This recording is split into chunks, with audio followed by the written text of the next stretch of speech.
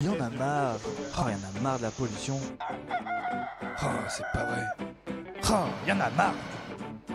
Il y en a marre de la campagne. Bienvenue pour ce plateau Y en a marre de la campagne, point d'interrogation. Aujourd'hui, nous accueillons un maire en activité et candidat à sa succession, Jean Turmel. Jean Turmel, vous êtes éleveur dans le Calvados et maire de Terre de Druance, ça y est, je savais que j'allais me planter. Bonjour. Bonjour. Non, il faut prendre le micro, Jean. Ah oui, d'accord. Bonjour. Bonjour. Bonjour à tous. Nous accueillons Jean-Luc Martin. Vous êtes président du Festival des Vieilles Charrues dans le Finistère. On dira tout à l'heure pourquoi on a cru pertinent de vous avoir avec nous. Bonjour. Bonjour à tous. Et Jean-Paul Hébrard, c'est le patron du plateau ici. Et je suis très heureux d'être avec vous ici pour échanger sur le thème de l'émission qui est... Y en a marre de la campagne. On y va. Merci Jean-Paul. Jean Turmel, donc vous êtes maire de Terre de Druance. C'est une réunion de 3 communes. Alors, votre commune, c'est 3 communes qui ont fusionné il y a 2 ou 3 ans. Oui. Alors, il faut prendre le micro et parler dans le micro. Oui.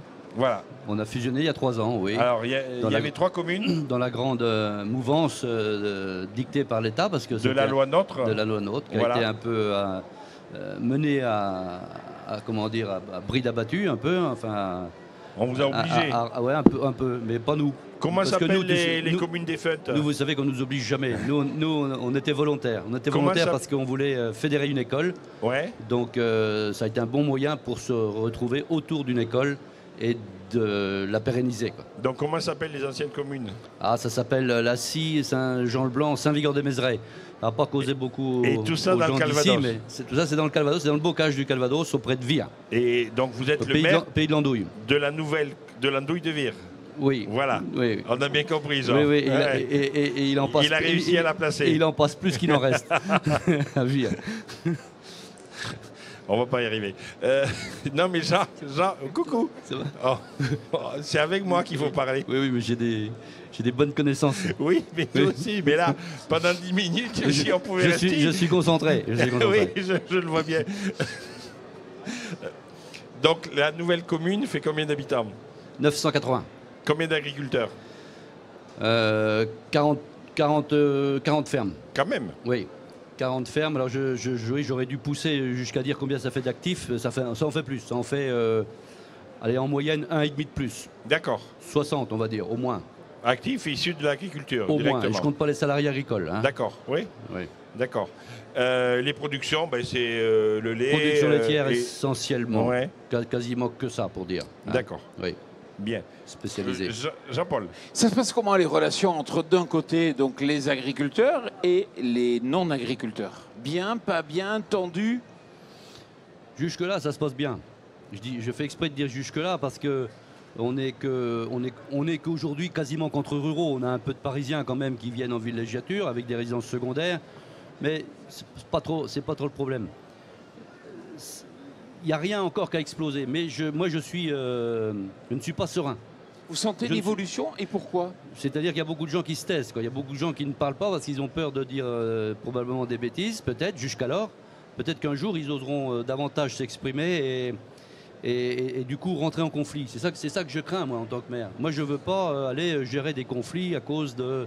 Jusque-là, vous savez, les conflits, c'était à cause de l'usage d'un chemin. Voilà, c'était un peu comme chez Pagnol, quoi, hein. Que les conflits qu'on voit poindre ne sont pas les mêmes. C'est-à-dire, moi j'ai déjà des gens qui m'ont dit je sors avec mon pulvérisateur, j'ai l'air d'un Texan qui sort avec une Winchester, quoi, hein. J'ai déjà entendu ça, moi.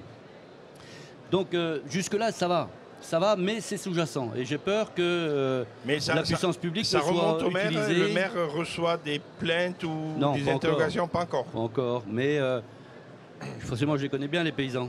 Et ils sont abasourdis, quoi. Ils sont inquiets et ils courbent le dos et ils n'osent pas dire ce qu'ils pensent. Parce que ça devient incorrect de dire ce qu'on pense. C'est ça le problème, hein, ça devient incorrect. Donc voilà, ils sont un peu sous une espèce de doxa qui est là et qui fait que chacun se regarde du coin de l'œil.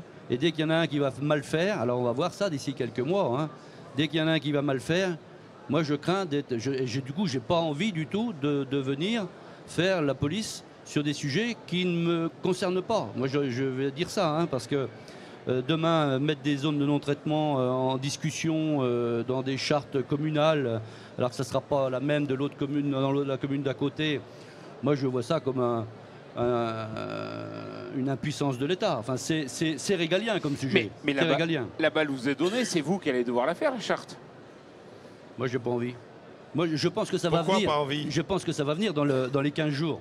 Parce que il y a des citoyens chez nous, on sait ce qu'ils pensent. Il va y avoir des candidats aussi, je sais aussi ce qu'ils pensent et qu'on ne pense pas tous la même chose, et tant mieux.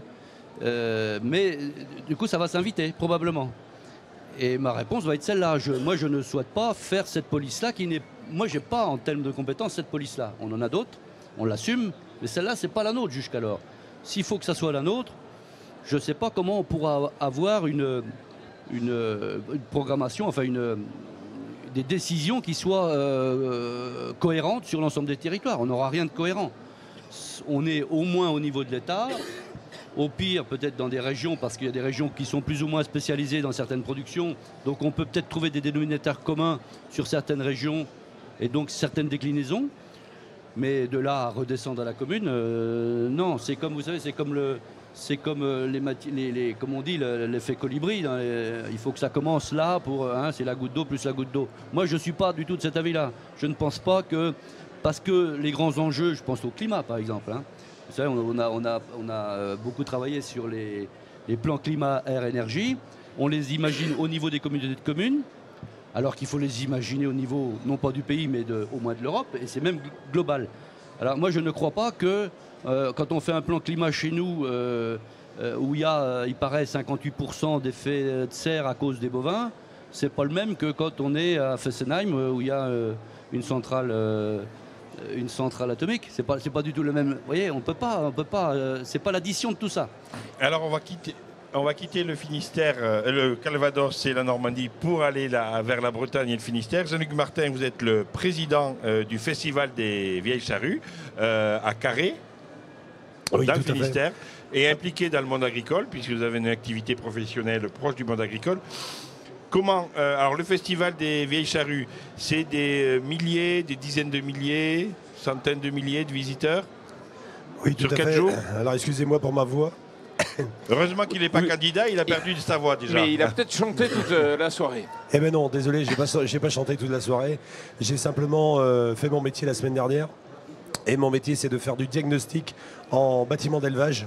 Et la semaine dernière, j'étais à faire des diagnostics de capacité de bâtiment à passer les coups de chaleur, qui est en lien direct avec l'environnement aussi d'ailleurs, parce qu'on voit que des problèmes qu'on n'avait pas il y a quelques années, plus ça va, plus on les a.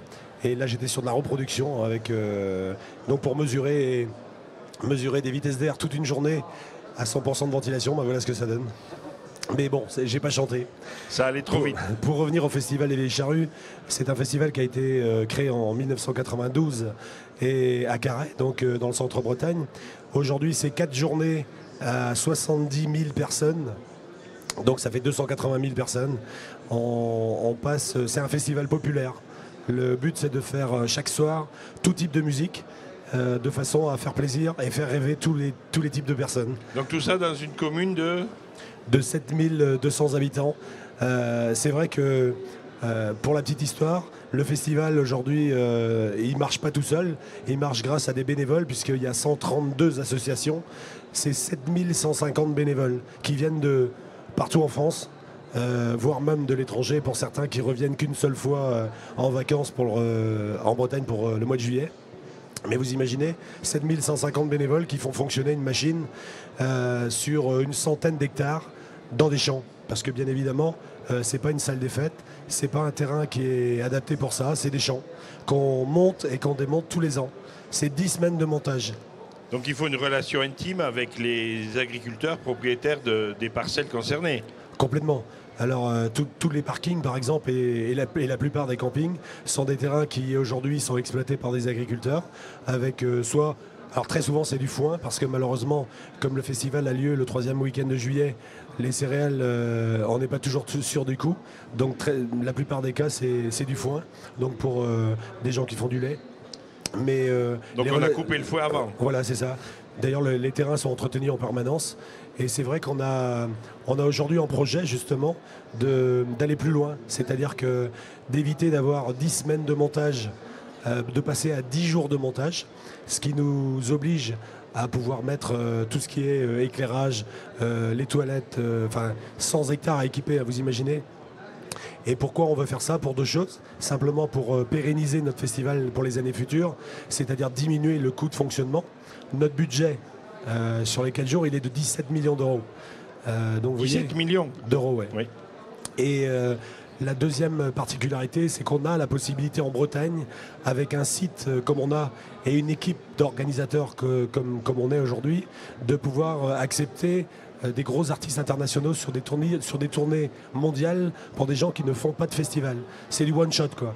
Sauf qu'aujourd'hui, avec 10 semaines de montage, c'est pas possible.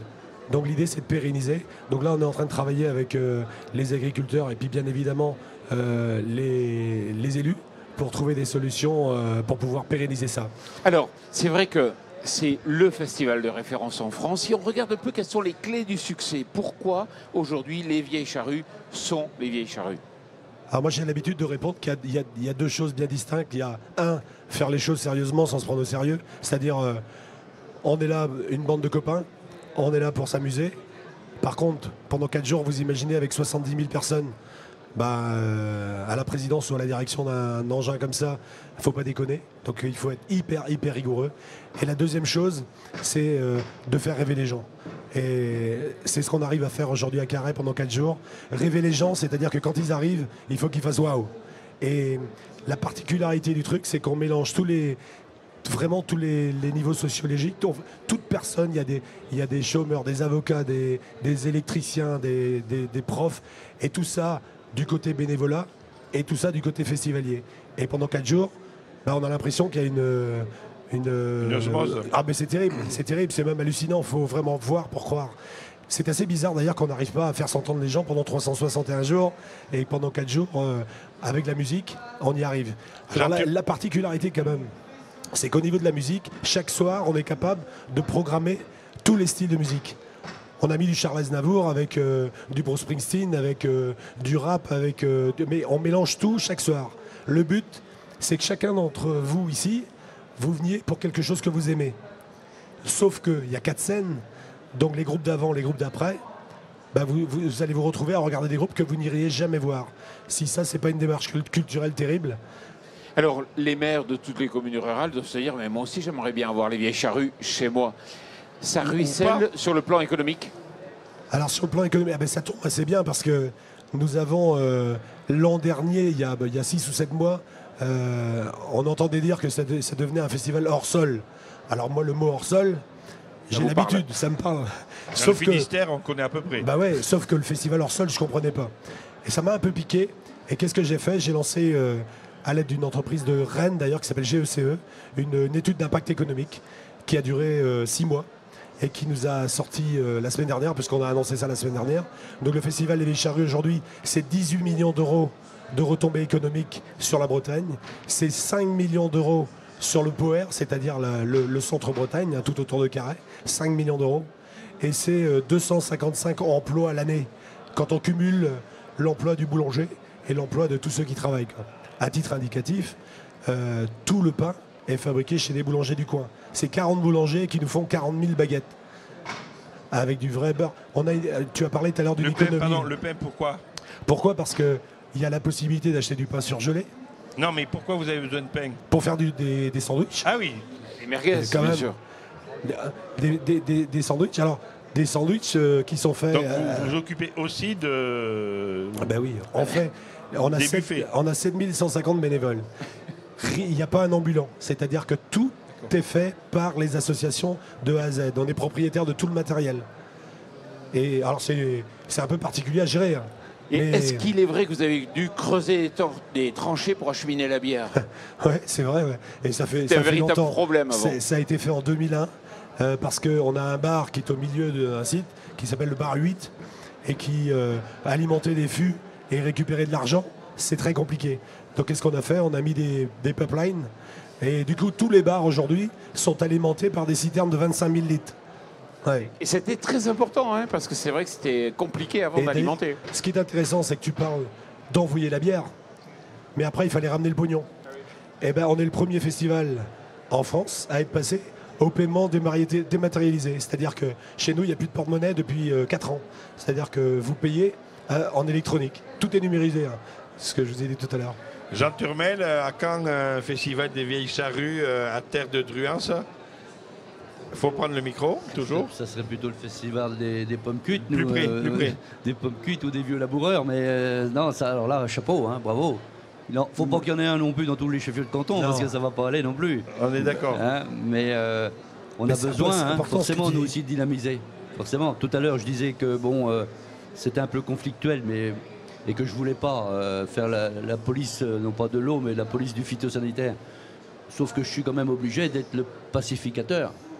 Et ça, je le fais. Et je suis obligé aussi que les gens ils aient envie de venir chez nous, que les gens ils aient envie déjà de venir au conseil municipal. Je dois être un animateur, quelqu'un qui donne envie aux autres aussi de s'investir, de participer, de co-décider. On a un peu, hein, à toute proportion gardée, on a cette fibre-là en commun. On a des expériences humaines. Nous, on n'est pas nombreux, on n'est que 19, hein, c'est pas le même chiffre. Mais ce sont des expériences humaines aussi. Et mon rôle, moi, c'est celui-là, c'est de faire en sorte que les gens soient contents de venir, soient contents de se représenter aussi, parce que quand il y en a trop qui partent d'un coup, c'est pas bon signe. Et puis de faire ça encore un certain temps jusqu'à qu'il y ait quelqu'un qui prenne la suite. C'est difficile de constituer une liste. Hein. C'est important une commune quand même. Ça a été difficile de constituer la liste. On entend dire que les maires en auront le bol, ils veulent plus se représenter. Non. Oh non, il y a toujours eu autant. On a été obligé arbitrairement de baisser le nombre des communes quasiment. Ouais, hein. oui. On trouve toujours des maires. On les trouve peut-être au dernier moment des fois dans certains cas, mais jusque-là, non. Moi, j'y crois pas à cette crise de vocation. Je vois qu'il reste que 2 minutes, donc il faut en profiter pour poser une dernière question. Jean-Luc Martin, par ailleurs, vous êtes un start-upper, vous proposez, vous avez changé de métier, créé votre entreprise. Expliquez-nous le principe de ce que vous proposez. Je me suis rendu compte il y a quelques années, j'ai fait 30 ans à peu près dans le domaine de l'équipement, et je m'étais rendu compte d'une chose, c'est que les éleveurs aujourd'hui achètent du matériel, font confiance à tout plein de gens, et ils se retrouvent avec des outils aujourd'hui hyper informatisés, avec de l'électronique partout, et ça ne marche pas toujours comme c'était écrit sur le papier. Et je me suis dit, aucune entreprise veut pouvoir mettre un tampon en bas de la page en disant ça va marcher. Et qu'est-ce que j'ai fait? J'ai créé un outil numérique qui permet d'aller dans les élevages avec des tablettes et des questions. Et en passant en revue, mais absolument tout. On arrive à faire 1500 questions dans la journée à peu près. Alors ça va des problèmes de ventilation, de chauffage, à des problèmes de biosécurité. On en parle quand même suffisamment actuellement. Des problèmes d'électricité, par exemple dans le bovin avec des fuites parasites et tout ça. Donc nous, on ne pose des questions que quand on peut les mesurer avec du factuel. Et la particularité du système, c'est que tout est fait sous informatique et que dès lors qu'on a diagnostiqué toute la journée, on fait une synchronisation.